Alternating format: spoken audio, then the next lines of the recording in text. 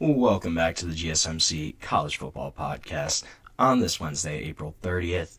Just talked a little bit about Bill Belichick at North Carolina, kind of what's going on there, but I want to switch gears a little bit and talk about the state of Florida and its recruiting and why are they not really producing blue chip quarterback prospects.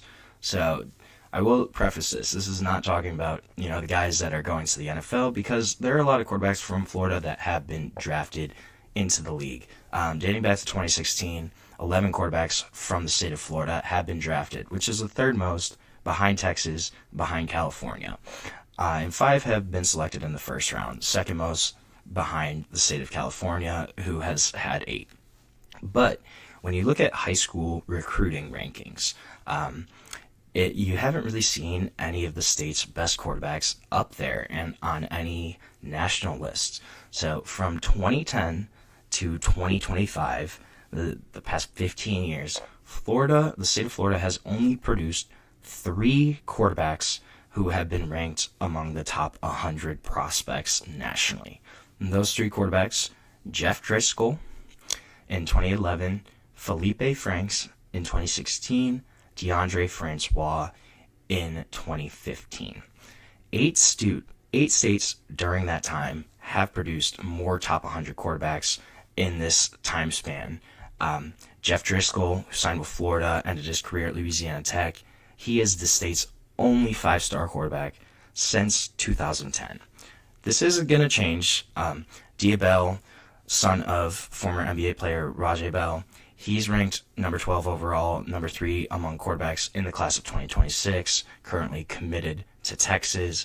And then also there's a guy in the class of 2028, Neiman Lawrence, who's out of Miami Northwestern, who could have a chance to be one of those top quarterbacks in that class. Obviously, he's still pretty young, 2026 guy, but those 2 are really the exceptions. So why is this happening, right? This is one of the most talent-rich states in the nation in terms of recruiting, but I think it's a lot about quarterback development and then just economics too. So one group of 5 assistant coach who's been recruiting Florida for over 20 years, he said, number 1, the coaching is not where it needs to be at the high school level for those teams. And then 2, you also don't have enough quarterback gurus, the guys that are just quarterback coaches that'll work on mechanics, stuff like that. It is getting a little better. You see a little bit development, but it's not nearly as much as places like Texas, California, where these quarterback kind of gurus are all over the place. One quarterback guru that is in Florida is Ken Mastrol. He's coached quarterbacks in Florida for the past 2 decades. Students include Teddy Bridgewater, EJ Manuel, Jacoby Brissett, but he kind of blamed the developmental issues on lack of financial support in the Florida public school systems. High school coaches in Florida, they've been fighting in the state legislature recently for raises. They've claimed that they've notoriously been underpaid for years. And Mestrel said that he's like, I can tell you right now there's 4 or 5 quarterbacks at least that could be a power 4 quarterback in terms of talent, but they're just not getting what they need to develop. He said there was one guy in particular, he mentioned a quarterback, he didn't name him, but he said there's a quarterback I'm working with right now that he could be good enough to go to one of these schools, but we only work together 4 to 6 hours a month. It's not enough. In Texas, they're going over offense, situational stuff. Just that type of coaching that these kids are receiving is much more high level. So even this draft weekend, 2025, there were 14 quarterbacks drafted overall. None were born in Florida, and that has only happened 3 times since 2016. So this is a state where there are quarterback talent. There is quarterback talent. It's just not at a high level.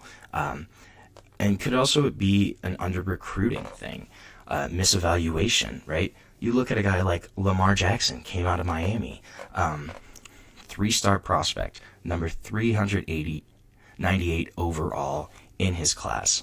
Michael Penix Jr., Heisman finalist at one point, 548 nationally in his class. So definitely there is a case that some of these Florida quarterbacks are just being misevaluated in terms of talent. But you look at Teddy Bridgewater was also interviewed here. Teddy Bridgewater, he said his mother couldn't afford private coaching when he was in high school. He didn't even have a position coach at Miami Northwestern until his senior year, and he didn't work with a quarterback coach until he left Louisville to prep for the NFL draft.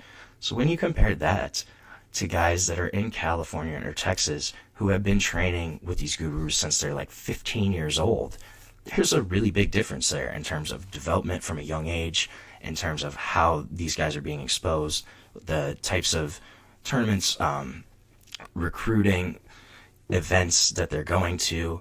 There's a lot different. But this is, of the state's 11 quarterbacks that have been drafted since 2016, only 4 of them were four-star or higher recruits.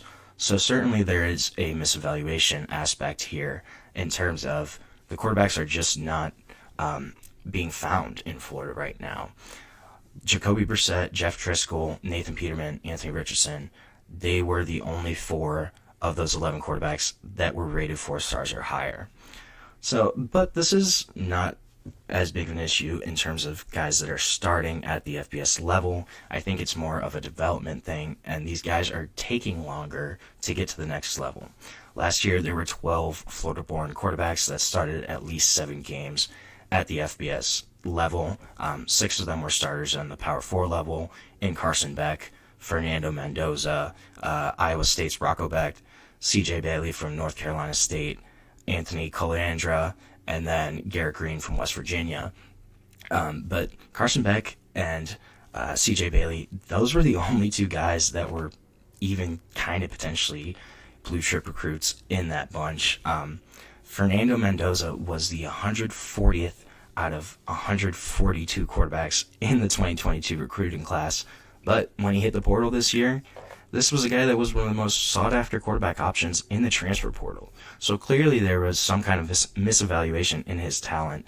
But Beck, Mendoza, Becht, and Bailey, they're all expected back to be starters. Austin Simmons, he should be the starter at Ole Miss, another Florida guy. And if all 4 do start, still gives Florida only 4 starters among the 68 Power 4 schools, which is really not a great ratio when you consider that the state of Florida has produced roughly 15% of all blue chip prospects across all positions over the last 4 recruiting cycles. So I think there's a number of different reasons why here. Obviously, the lack of quarterback gurus, the lack of one-on-one coaching, one-on-one attention, also just the fact that, like Teddy Bridgewater said, he didn't have a position coach. I think that's probably a similar situation for a lot of these young quarterbacks in Florida, where they don't even have a quarterbacks coach at their high school. So how are you going to develop in terms of reading coverages, in terms of your footwork, mechanics, if you don't have a guy that knows what he's talking about and can work exclusively with quarterbacks? I think it's going to be interesting to see, does this kind of change throughout the next 5-10 years? Is there going to be more of an emphasis on Florida quarterbacks, especially if you get guys like Diabell come in, and if Diabell takes over after Arch Manning in 2026, 2027, does really well there, is there going to be more of an emphasis on Florida quarterback prospects? I think that remains to be seen. But I think this is just a really kind of interesting situation in terms of this is a state that's probably a top 3 state in terms of overall football talent. They clearly have the athletes across the board in Florida, but why are their quarterbacks not being highly recruited? Why is that state not producing them at a high level? I think it's really kind of interesting, and I think it's a multifaceted answer, but definitely deserves a closer look at kind of what's happening there. And so we're going to take another short break here on the GSMC College Football Podcast. When we come back, we're going to talk about some winners, some losers from the spring transfer portal, kind of what happened there. But we'll be back on the GSMC College Football Podcast.